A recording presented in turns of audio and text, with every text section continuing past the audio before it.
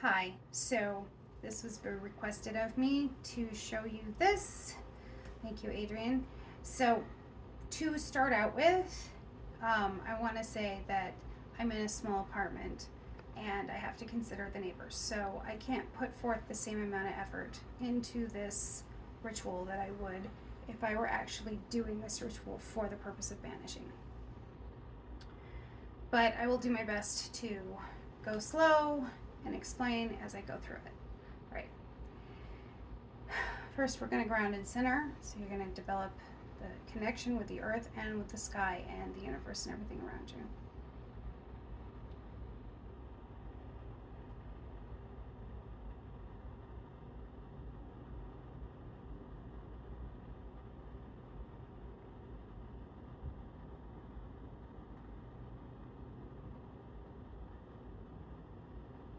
When you're bringing up the energy from the earth, you're sending straight into the universe.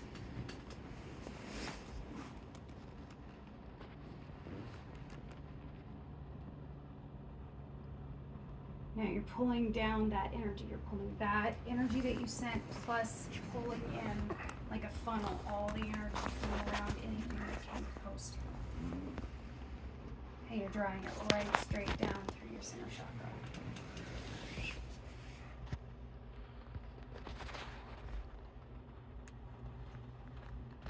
As you're doing this, you should actually feel the warmness of the earth mingling with the coolness of everything else, and feel it almost like it's like hot and cold water churning through your body.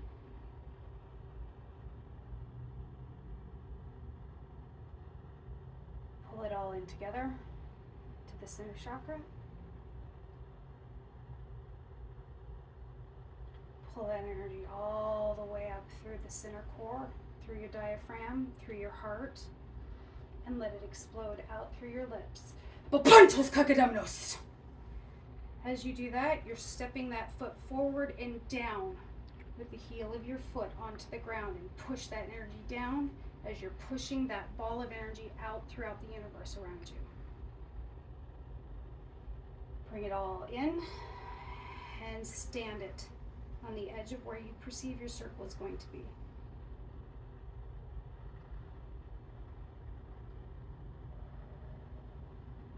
Grab a hold of that center chakra of the forehead. Pull energy down again from the universe into your forehead. Soy.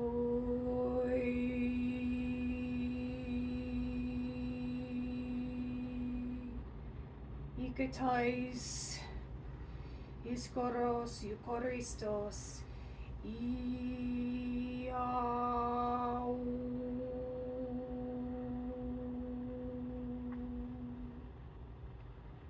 That whole ritual is bringing the energy in, holding it at the boundary, then pulling your energy further in. As you explode that out, you are literally banishing everything from that center pillar. Everything in the area. Good energy, bad energy, doesn't matter. It moves. Because you are literally creating an energy bomb in the center of your circle. Then when you pull down that energy from the universe, you're actually calling God into you.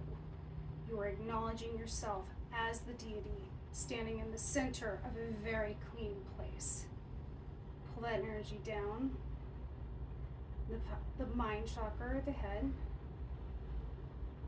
the earth, or your genitalia. In this case, I'm female, therefore it is ikatais for a female, and I'm speaking Greek. So this is ikatais. For a man, that would be ophale. So from here, then to, how do I say this? To the right, how is that translation? It's Iskoros, or to the right is the name of an angelic being, or perceived an angelic being. To my left, Eucharistos, the God aspect, and they are combined through the center. And within the center stands the sixth right star. this is what I'm going to go to. That beginning part, the apopantos kakadamenos that I say as I'm bursting that energy out, is all evil get behind me. And I say that I'm not like physically behind me. I'm saying that as in time and space. Get behind me in time and space. You are no longer able to be present in my reality. And I'm manifesting my reality in this space. So it banishes everything from that space. It cannot exist there. Then to go into the rest of the Greek. Iao brings it to the center. And then you go into identifying God within yourself.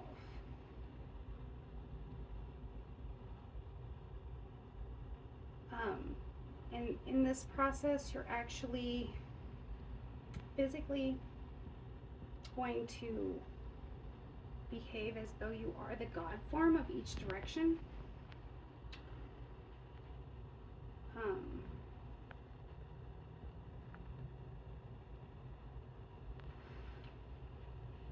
So you're going to go ahead and bring your hands forward to your forehead. Make like almost like a bowl breading. And that is the God aspect of the East. Some say it's Baal, others say it's the horn god. It doesn't really matter, you can identify it with anything. The next one would be in the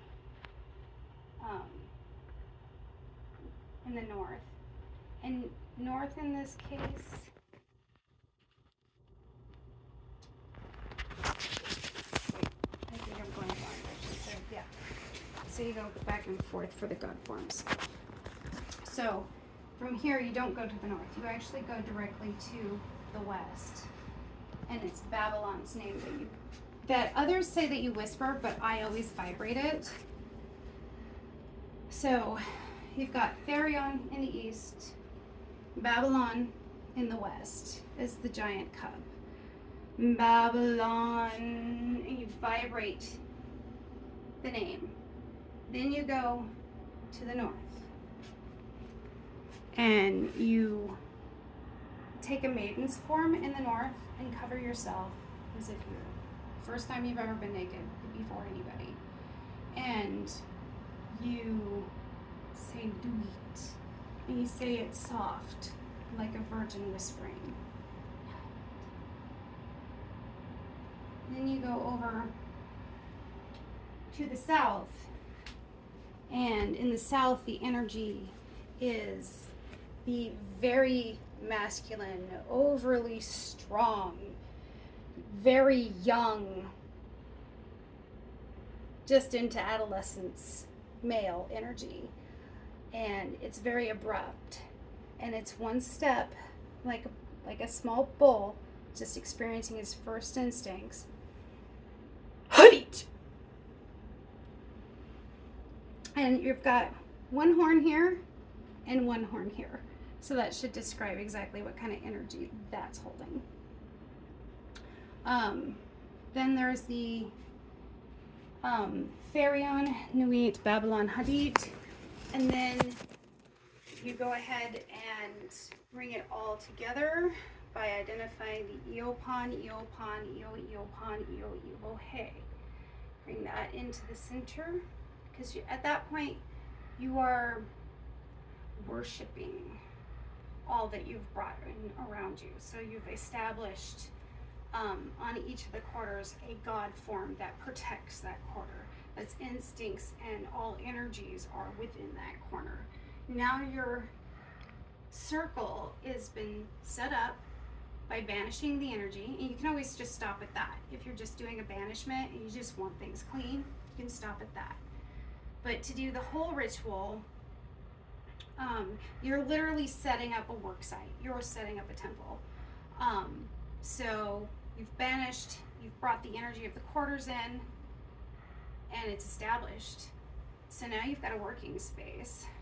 So now to purify it, you're calling in the gods again into yourself, identifying your energy as a deity within the center.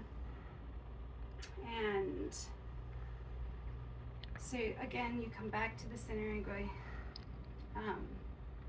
soy ikatais iskaros eucharistos yao.